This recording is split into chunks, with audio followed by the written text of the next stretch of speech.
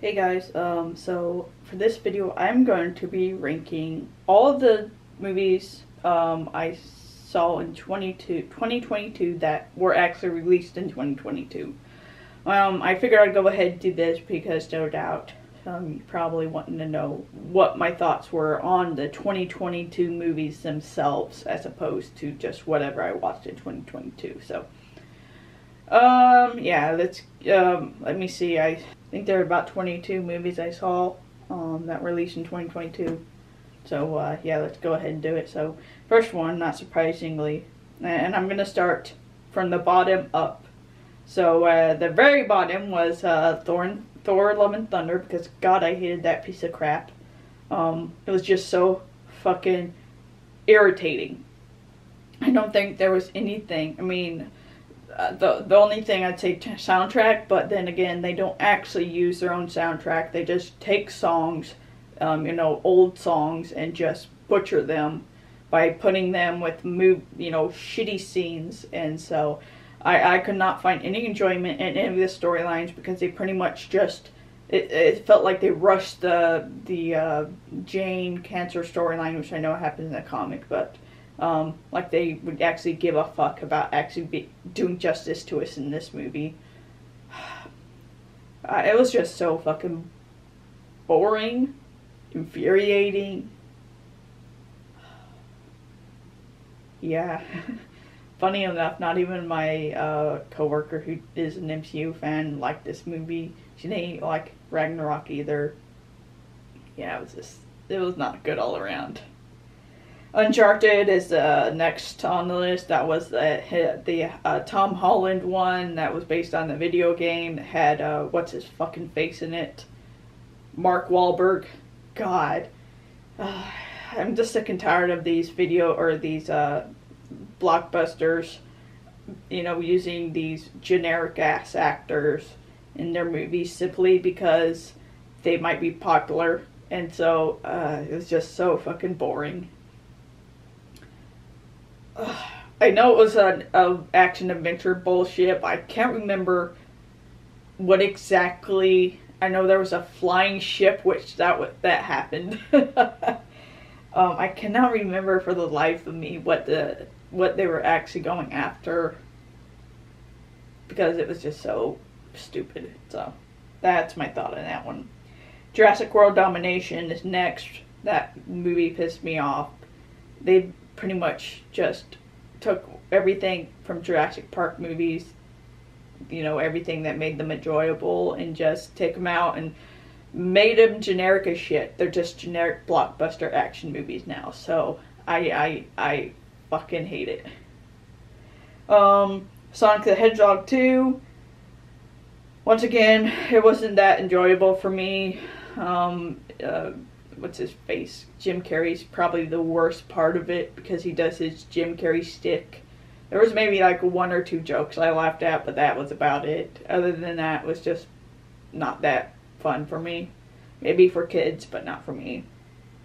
Scream is next on the list. I don't think I'm just not a I'm just not a big fan of Scream series. I think they're supposed to be like a parody or a satire of horror, but I haven't watched any of the other ones, but just based on the actions, the scenes that I have seen, I don't think I'll enjoy them. I do enjoy Scary Movie, though, which are the ones that kind of parody Scream, which is ironic, but I'm not a fan. I'm not excited for the next one. I probably won't see the next one either. Morbius, this was more boring for me. It wasn't infuriating or anything like that. I'll watch this before any of the other ones simply for the facts. I did enjoy, I guess what they're going for with his powers. He gets these powers from these bats, and then I did like his echolocation. I don't know. It was just like I don't know if that was just how he flew. He's able to use echolocation to change his I don't know. I just like the I would have to rewatch it again just to be sure, but I did like how they were trying to use his powers, and I do like it took it more seriously than, say, any of the MCU crap. Invitation, that was another pretty mediocre one. I went into it not knowing exactly what we're going to get from it. Turns out it was just, it felt like it was a vampire movie that was trying to ode back to like the more classical, or more like Dracula, you know, the original movie, where he's more like a seductress than, you know, that stereotypical bloodthirsty monster. Because the creatures in this one, he was more like seductive, I guess. That was more of the element I felt they were going for, as opposed to the bloodthirsty monster. So I did like the actress, but I just think the script was not that interesting enough. But I would watch a movie with this actress again. I think she was also in Games of Thrones. Crimes of the Future. That one was interesting in that how creepy it was, but it was still pretty boring for me, I guess. There wasn't anything real deep for me that I would want to go rewatch it again. So I guess I was disappointed by it, by how much people were hyping it up. Next was Doctor Strange. I felt so much like this movie relied so much on nostalgia. That's why so many people were giving it such glowing reviews. It's because of nostalgia, because it brought back, you know, Maguire, it brought back Garfield, which once again, fucking irritating how some people, you know, how so before this he was getting such shit for his movies, but then once he, you know, was brought into the MCU, they were, you know, kissing his ass. Which I like Garfield. He's one of my favorite, well, I guess my favorite Spider-Man. I don't give a shit what you know, his movies got crap. I enjoyed him in it. I enjoyed the acting in it. The relationships in it were the most, they felt the realest to me of any other live action Spider-Mans. And so that's what I enjoy most when it comes to movies. And so that's why the Spider-Man movies, the Amazing Spider-Man movies, were more enjoyable for me. But I just felt like this relied so much on nostalgia and to cover up a pretty mediocre story. The Batman, once again, that was boring. I felt like the director was trying to give us 7, but instead of actually having the balls to go full out like serial killer with the Riddler, instead he pretty much neutered him, and we get this really serial killer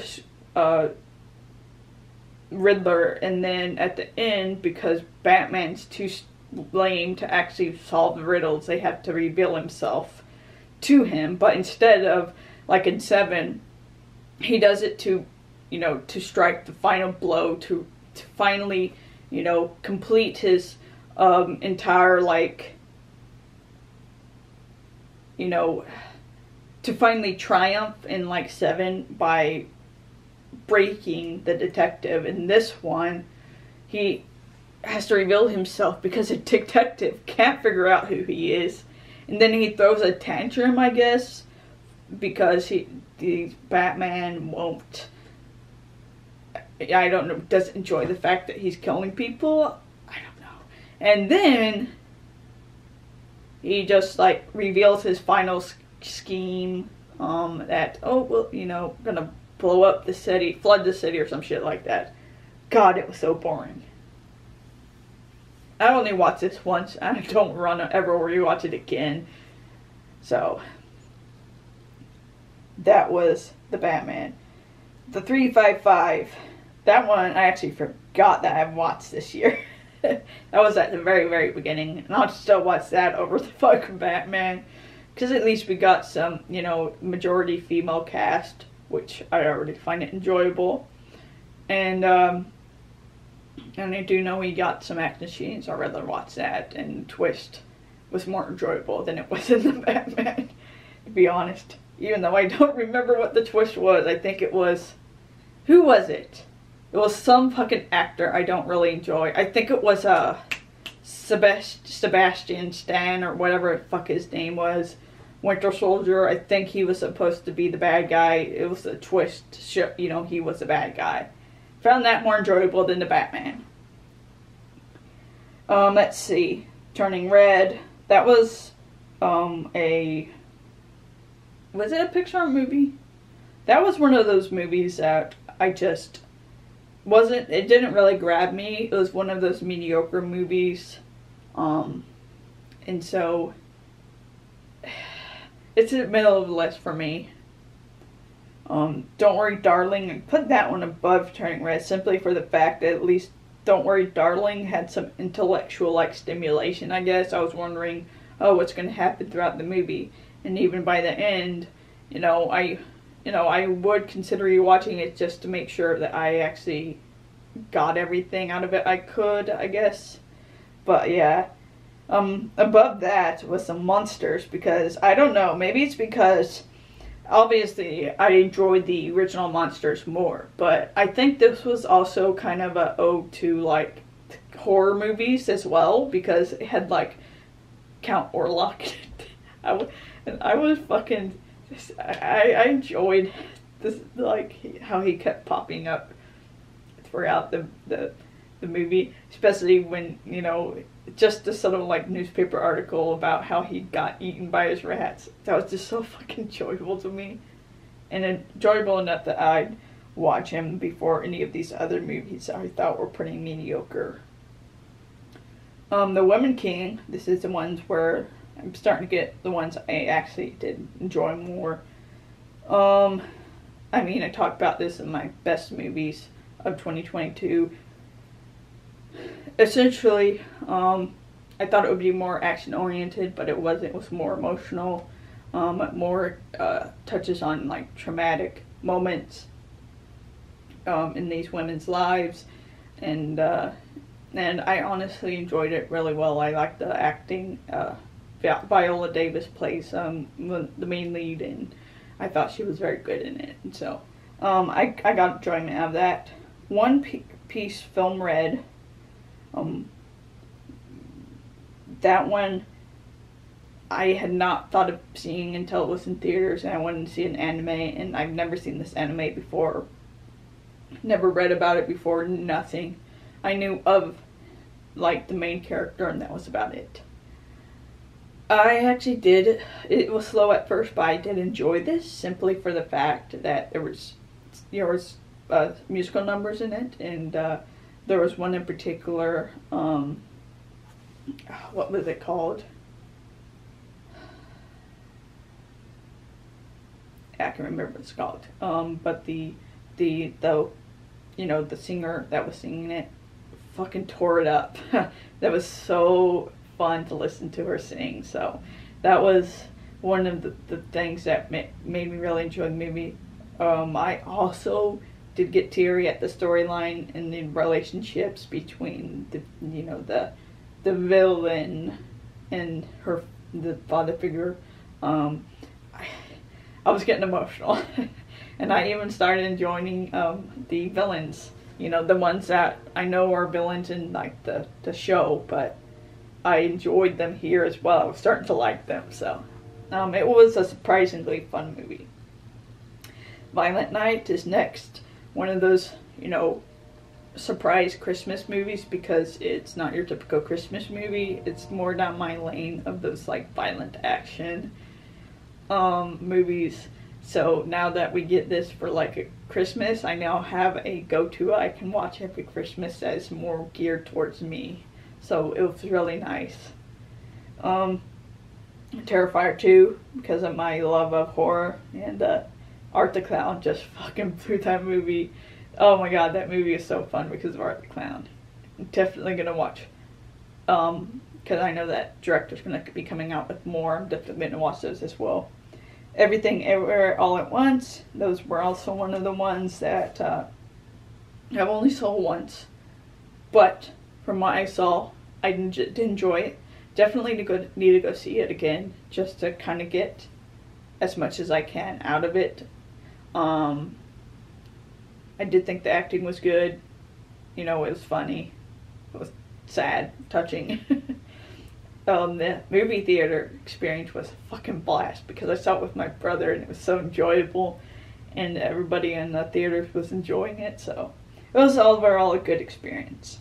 The Northman, just because of my love of Norse mythology, it also has that kind of tone in the movie that I enjoy. It was more like primitive. I would say kind of darker in its content matter. The visuals are beautiful. Just from when I would listen to it, after I listened to it again, I liked the soundtrack.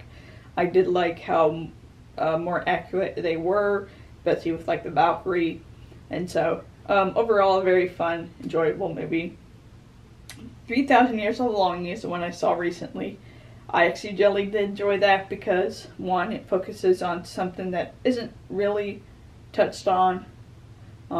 So it was about a djinn and this woman who comes in possession of him, and we get this kind of like philosophical debate about like wishes, and it was really interesting for me, but also towards the end when we get this more conversation of love, and kind of just felt like humans, I guess, need to feel loved and need to be accepted, and it just was really interesting and fun and sweet for me. And so I'll have to rewatch that again, but I just got a lot of enjoyment out of it, so I think that's why it's number 2. And of course, number 1 of the movies released in 2022, it was Avatar: The Way of Water. I don't really care if I get crap for this, but I enjoyed it so much. It's the thing that really touched me were the characters. The characters and the relationships with each other. That was what gets me going. It's one of the things that always get me when I'm going to the movie. If anything else is terrible, it's the relationship between the characters, and the way that they're able to act, make you feel like they care about each other and will do anything for each other. That really got me in this movie. I think my favorite characters were Kiri and Spider, and Took. So adorable. It makes me so excited to see the next one. Thank God it's only 2 years difference between this and that, this and the next one, and then another 2 years between the sequel and that one. So I enjoyed this movie. So that was my top of this year. So that was my ranking of the 2022 movies I saw. So if you did like this video, give it a like, subscribe to get notifications for all the videos I'll be doing. You guys have a nice night. Stay safe out there. Talk to you later. Bye.